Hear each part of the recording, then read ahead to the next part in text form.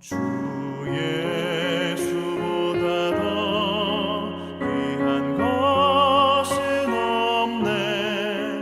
이 세상 무기와 바꿀 수 없네. 영 죽은 내 대신 돌아가신 그 놀라운 사랑 잊지 못해. 세상 즐거움 다 버리고 세상 자랑 나 버렸네. 주 예수보다 더 귀한 것은 없네.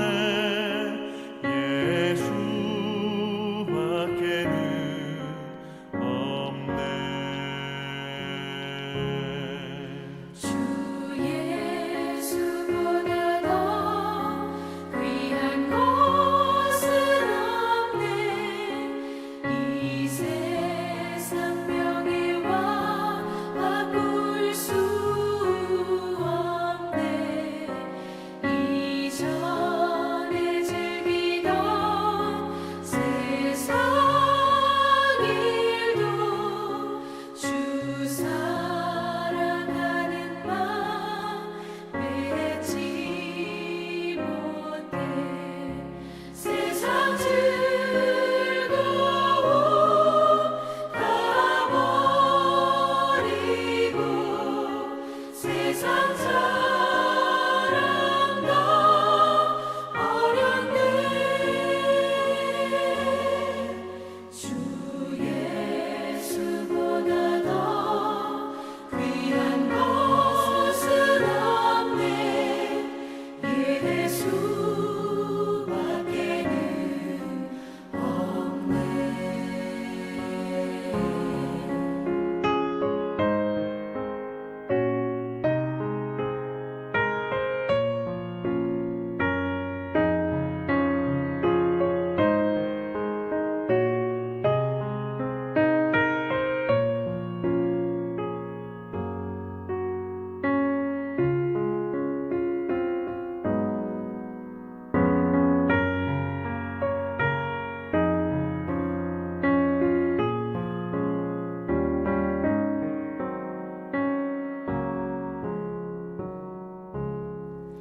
주 예수보다 더 귀한 것은 없네. 이 세상 행복과 바꿀 수 없네. 유혹과 핍박이 몰려와도 주 섬기는 내 마음 변치 않아. 세상 즐거움 다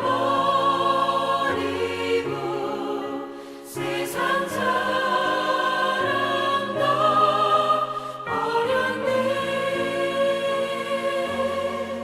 주 예수보다 더 귀한 것은 없네.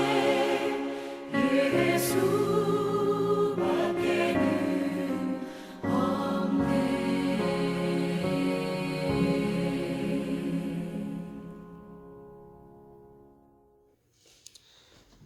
오늘 3장에서는요, 앞부분 안 읽었는데 앞부분에는 부부에 대한 그런 말씀이 그렇게 나오고요.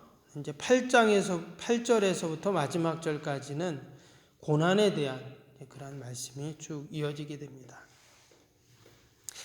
고난을 우리 성도들은 어떻게 이해하고 또 해석해야 하는가, 이런 말씀들이 쭉 나오는데요. 사람들은 누구나 다 행복하기를 원하죠. 그러나 살다 보면 어려움이 있고 또 힘든 일을 만나기 마련입니다. 당시 초대교회 성도들도 마찬가지였습니다. 더욱이 당시에는 기독교가 박해를 당하고 또 핍박받는 그러한 때라고 했죠. 더 많은 어려움과 또 고난들이 분명히 있었을 것입니다. 근데 우리 그리스도인들은 그러한 어려움 가운데 어떻게 해야 되는가? 오늘 8절에 보니까 이렇게 시작이 되죠.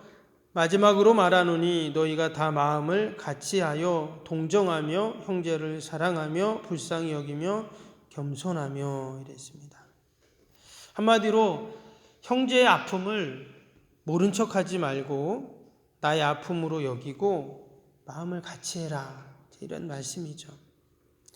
여러분, 실제로 우리가 어려움을 당했을 때 누군가 옆에서 위로해주고 또 격려해주고 또 그 힘든 이야기를 들어주고 그러면 어떻습니까? 큰 위로가 되죠. 위로가 되고 또 힘이 생깁니다. 우리 기독교 역사는 고난의 역사라고 해도 과언이 아니죠. 기독교 출발에서부터 교회는 많은 어려움 가운데, 고난 가운데 시작이 되었습니다. 그래서 지난 2000년 동안 교회사를 쭉 보면 늘 기독교는 고난 가운데 있었습니다. 때로는 교회가 세상의 권력 위에 있던 때도 있었죠. 그래서 이 교회가 허락하지 않으면 왕이 될 수 없는 그런 때도 있었습니다. 근데 그때는 아주 잠깐이었어요. 대부분이 믿는 것 때문에 또는 외부로부터의 어떤 핍박과 고난이 있기도 하고 또 내부적인 갈등과 분열이 있기도 하고 늘 교회는 그처럼 갈등이 있었고 어려움이 있었다 하는 것이죠. 그럼에도 불구하고 그런 고난 가운데 교회가 없어지지 않고 더 도리어 견고하게 설 수 있었던 것이 교회만의 독특한 것이 있는데 그것이 뭐냐? 바로 사랑이었죠. 그런데 그 사랑은 뭐 세상에도 사랑이 있잖아요. 타종교에도 다 사랑이 있고 사랑이 다 있는데 기독교만의 사랑이 있다는 거예요. 오늘 9절 말씀을 다시 보시면 9절에 악을 악으로 욕을 욕으로 갚지 말고 도리어 복을 빌라 이를 위하여 너희가 부르심을 받았으니 이는 복을 이어받게 하려 하심이라. 앞에 나왔던 8절이 성도 간의 그런 사랑을 말한다면 오늘 이 9절은 믿지 않는 자들, 세상을 향한 그러한 사랑의 모습을 이야기합니다.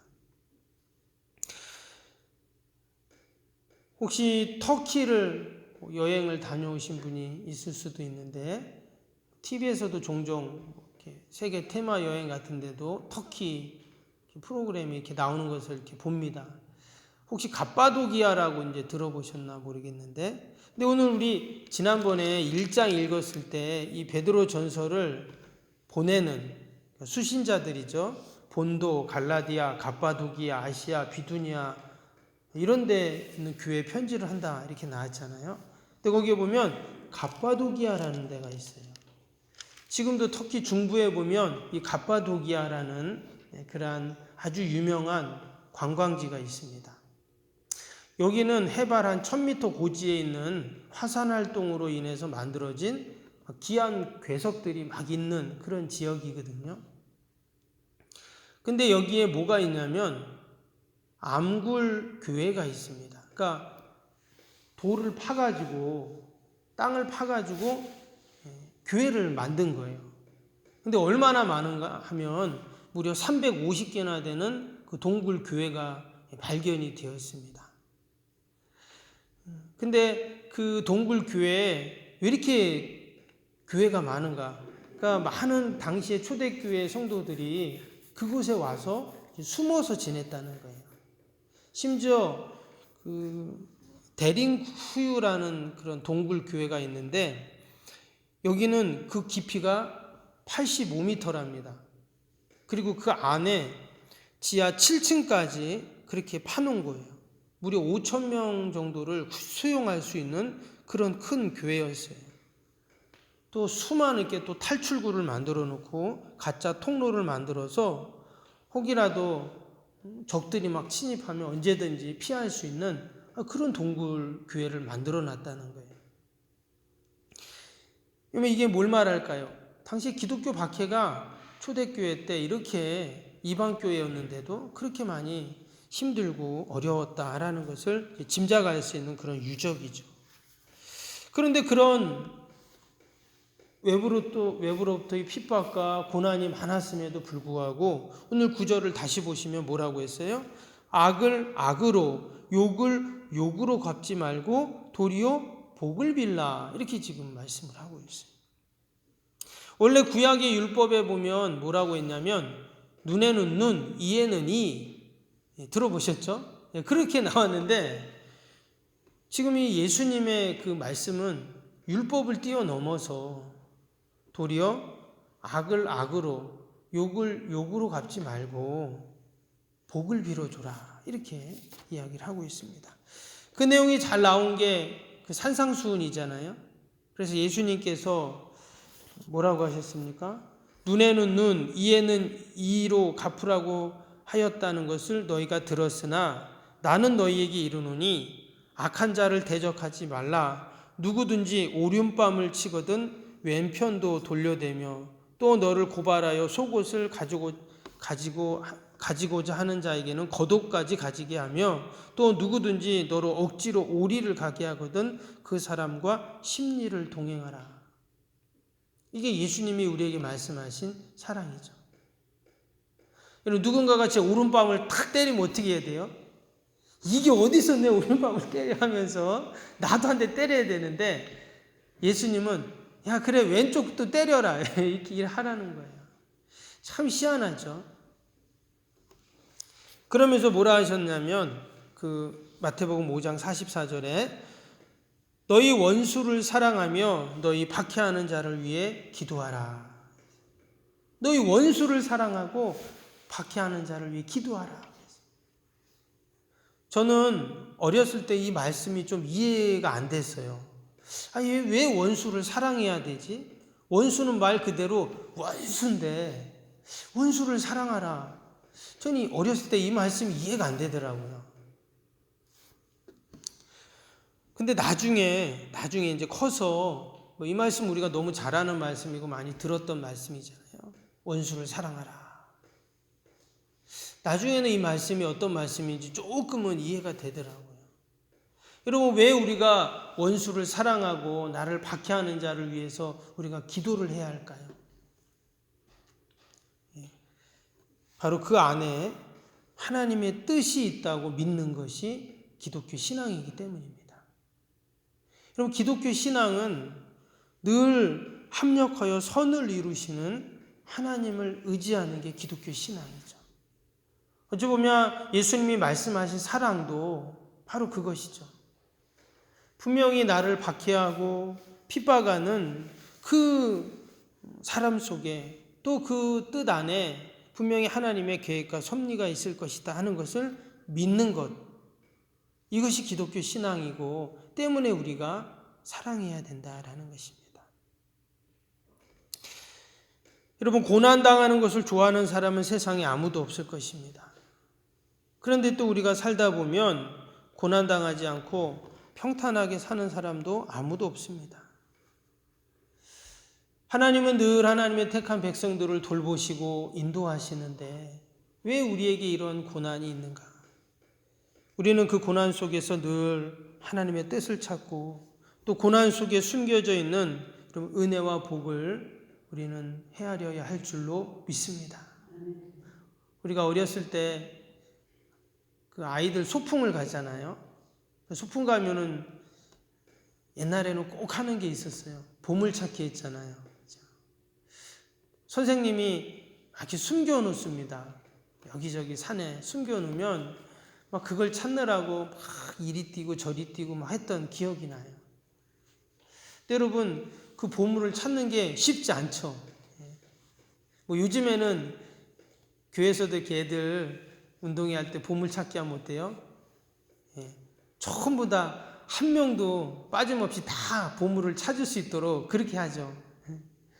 혹시 애들 삐질까 봐. 근데 어렸을 때는 안 그랬어요. 저희 어렸을 때는 학교에서 소풍 가면 모든 애들이 다 선물을 받지 못합니다. 몇 명만 받아요. 그러면 그걸 찾느라고 막 이리 뛰고 저리 뛰고 했던 그런 생각이 나요. 여러분, 보물을 찾아야 되잖아요. 그 보물을 찾는 과정이 분명히 있다는 거예요. 하나님께서 분명히 그 고난 속에 숨겨놓은 뜻이 분명히 있습니다. 오늘 말씀해 보니까 밑에 14절에 이런 말씀이 나왔어요. 그러나 의를 위하여 고난을 받으면 복이 있는 자니, 이렇게 말씀하셨습니다. 우리가 계속 1장, 2장에서도 반복되었던 말씀이 뭐냐면 소망을 가지라는 거예요. 주의 강림하실 때까지 참고 견디고 인내해라, 이런 말씀이 계속 나왔습니다. 그 이유가 뭐였냐면 바로 하나님은 하나님의 택한 백성들이 고난당하는 것을 결코 외면치 않으시는 하나님이다 하는 것이었죠. 때문에 우리가 주님을 위해서, 의를 위해서, 하나님의 뜻을 위해서 고난받는 것이 그것이 복이다라는 것을 분명히 말씀하고 있습니다. 그러면서 이어지는 14절에 보니까 그들이 두려워하는 것을 두려워하지 말며 근심하지 말고 이랬어요.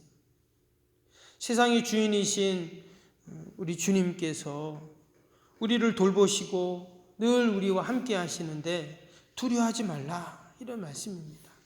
여러분, 우리가 두려워할 분은 오직 한 분, 우리 하나님밖에 없는 줄로 믿습니다. 우리가 하나님을 두려워한다면 세상에 두려워할 것은 아무것도 없죠. 하나님은 만유보다 크시고 또 그 만유보다 크신 분이 우리를 위하시면 누가 우리를 대적하냐고, 그렇게 로마서에 보면 나옵니다. 우리가 오늘도 하나님이 우리와 함께 하시고 또 우리를 도와주시는 그 믿음으로, 때로는 우리가 어려움이 있지만 그 안에도 분명 하나님의 뜻이 있음을 우리가 늘 헤아리고 오늘도 믿음으로 승리하는 저와 여러분이 될 수 있기를 바랍니다. 기도하겠습니다.